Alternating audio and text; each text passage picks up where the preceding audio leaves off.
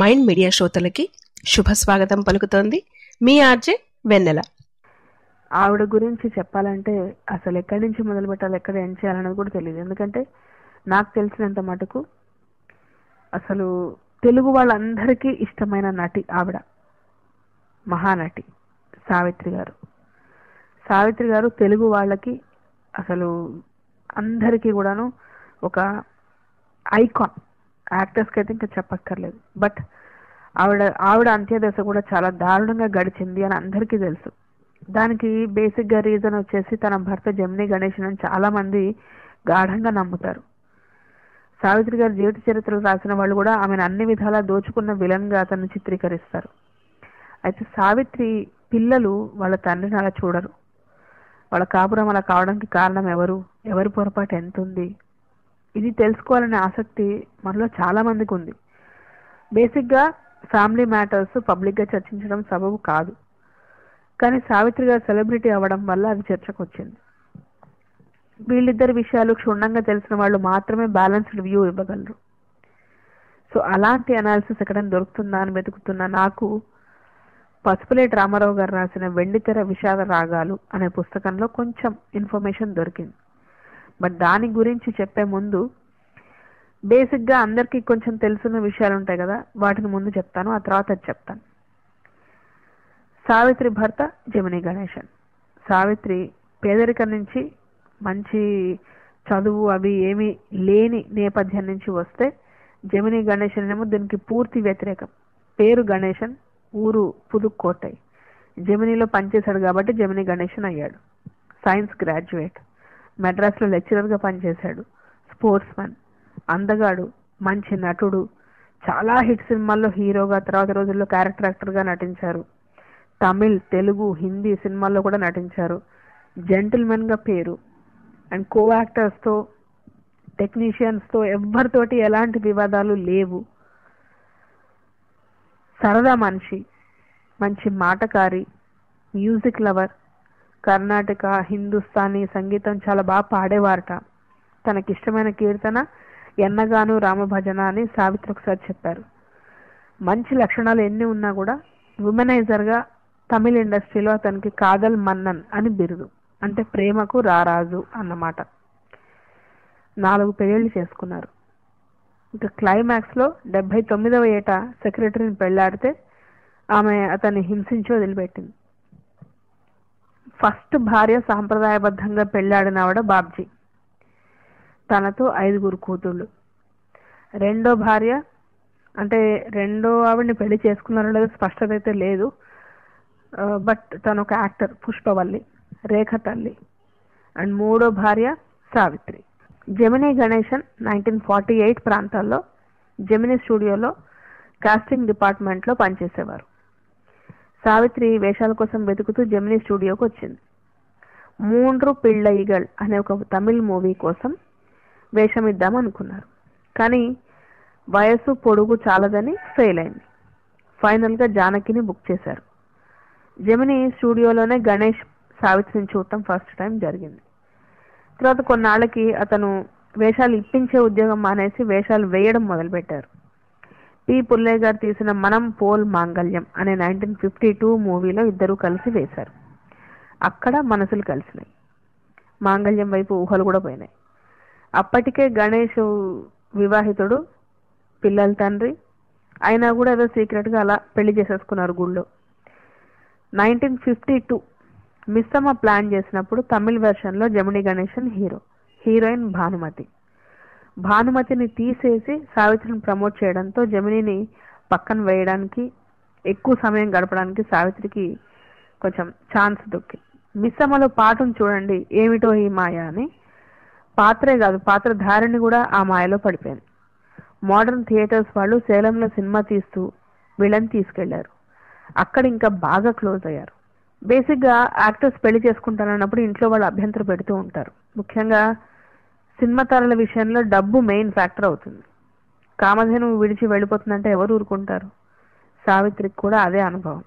అందున బినామీ ఆస్తులు అవి ఉంటాయి కదా, అవన్నీ సార్ట్ అవుట్ చేసుకుని ఫైనల్గా 1956లో పెళ్లి అనౌన్స్ చేసేసి కలిసి జీవించడం మొదలుపెట్టారు.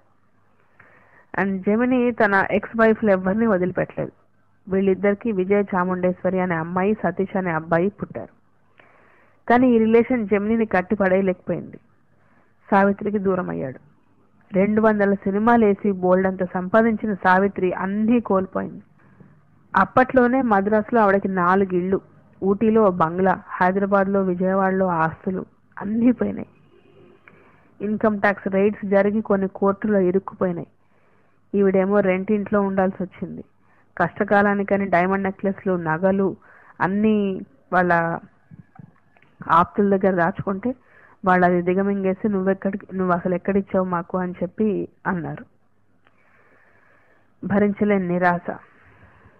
జెమిని అలవాటు చేసిన తాగుడికి క్రమంగా సావిత్రి బానిసైంది.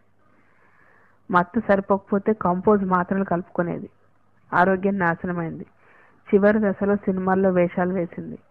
అంతటి మహానటికి ఇంతటి దుస్థితి వస్తే మరి భర్త ఏం చేశాడు అన్న డౌట్ మనకు వస్తుంది కదా. ఇప్పుడు ఆ బుక్లో ఏం రాస్తుందో అది నేను చెప్తాను. పసుపులేటి రామారావు గారు, ఆయనకంటే సీనియర్ అయిన జీవిజీ అనే జర్నలిస్టు, ఈయన సినిమా రంగం మాసపత్రికకి ఇన్ఛార్జ్ అనమాట.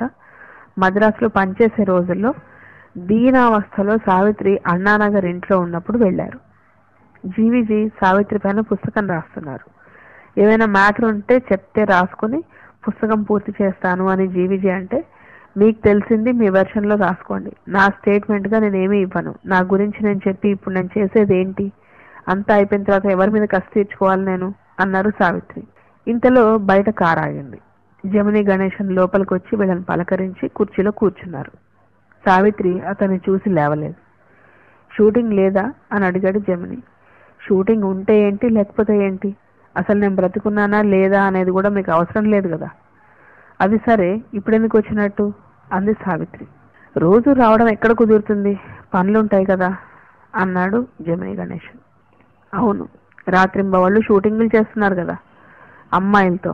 నాకు తెలీదు అనుకుంటున్నారా వెధవేషాలు? నన్ను ఇంకా మోసం చేద్దామనా?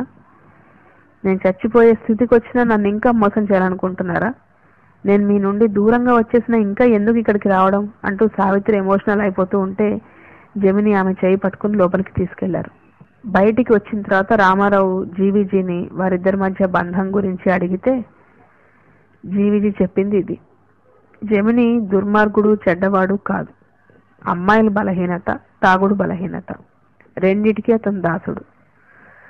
సావిత్రి అంటే ఇప్పుడు అతనికి ఇష్టం లేదు, అయిష్టమూ లేదు. మెకానికల్ గా తయారయ్యాడు. ఎప్పుడైనా గాలి మళ్ళినప్పుడు అలా వచ్చి వెళ్ళిపోతూ ఉంటాడు. వాళ్ళిద్దరూ హృదయపూర్వకంగా ప్రేమించుకున్న మాట అయితే వాస్తవమే. పెళ్లికి ముందు సావిత్రికి అప్పట్లో ఇంటా బయట సమస్యలు. తనకి సరైన గైడెన్స్ లేకపోవడం, నేనున్నాను అనే మనిషి లేకపోవడంతో మగ దిక్కు కోసం జమినిని తొందరపెట్టి పెళ్లి చేసేసుకుంది. పెళ్ళైన చాలా రోజుల వరకు సంతోషంగానే ఉన్నారు. జమిని సరదాకి తాగుడు అలవాటు చేస్తే సావిత్రి రోజు మందు తీసుకుని ఇంటికొచ్చిన జమినితో కోపతాపాలకి దిగేది, అరిచేది, దెబ్బలాడేది. దానికి కారణాలు చాలా ఉన్నాయి. 1970 తర్వాత ఆమెకి హీరోయిన్ వేషాలు తగ్గి సైడ్ క్యారెక్టర్స్ రావడంతో నిర్మాత తర్వాత దర్శకురాలుగా మారారు. అది జమినికి ఇష్టం లేదు. అయినా తను అసలు లక్ష్య పెట్టలేదు. తను తీసిన సినిమాలు అన్నీ కూడా ఫ్లాప్ కావడంతో అప్పులు పాలై అవి తీర్చడానికి ఆస్తులు అమ్ముతుండడంతో ఈ అప్పులు తనకు చుట్టుకుంటాయన్న భయంతో తనని ఎంత దూరంగా ఉంచితే అంత మంచిది అని అనుకొని తనకి దూరం అయ్యాడు జమిని. నిజానికి సావిత్రి గారి కంటే ముందే జమిని హీరోగా ఫేడ్ అవుట్ అయ్యాడు. అందువలన అతనికి సావిత్రి స్వయంగా డబ్బిచ్చేది, అతను పట్టుకెళ్లేవాడు. ఇప్పుడు సావిత్రి సినీ నిర్మాణంలో డబ్బులు పోగొట్టుకుంటుండడంతో అతను రావడం తగ్గించాడు. అతను ఇంకా చాలా మంది స్త్రీలతో సంబంధాలు పెట్టుకోవడం వల్ల అతని పట్ల ద్వేషం పెంచుకున్నారు సావిత్రి. నిజానికి ఇద్దరూ బాగున్నప్పుడు కూడా అతని ప్రవర్తన అలాగే ఉండేది. అన్ని విషయాలు ఎవరో ఒకరు సావిత్రికి చెప్పేవాళ్ళు. కొన్నాళ్ళు సర్దుకుపోయినా చాలా మంది ఇవే విషయాలు చెప్తుండడంతో తను తట్టుకోలేకపోయేది. అతని ఇంటికి వచ్చిన తర్వాత గొడవ పెట్టుకునేది. దాంతో రావడం కొద్ది కొద్దిగా తగ్గించాడు. తను కష్టాల్లో ఉన్నప్పుడు ఆదుకోవడానికి, సమస్యలు పరిష్కరించడానికి, కనీసం ఓదార్చడానికి అతను రావట్లేదే అన్న బాధతో సావిత్రి ఇంకా కోపం తెచ్చుకునేది. జమిని గురించి బాగా తెలిసిండి అతన్ని పెళ్ళాడి తను తప్పు చేసింది. ఇలా ఆల్రెడీ పెళ్ళైన వాడిని పెళ్లి చేసుకున్న వాళ్ళు ఎవరూ నాకు తెలిసి సుఖంగా లేరు అన్నారు ఆయన. ఇట్లా అంటే మనకి అనిపిస్తుంది, ఎస్ చాలాసార్లు. నేను శ్రీదేవిని చూసి ఎన్నిసార్లు అనుకున్నాను బోని కపూర్ని ఎందుకు చేసుకుందో అర్థం కాలేదు అని.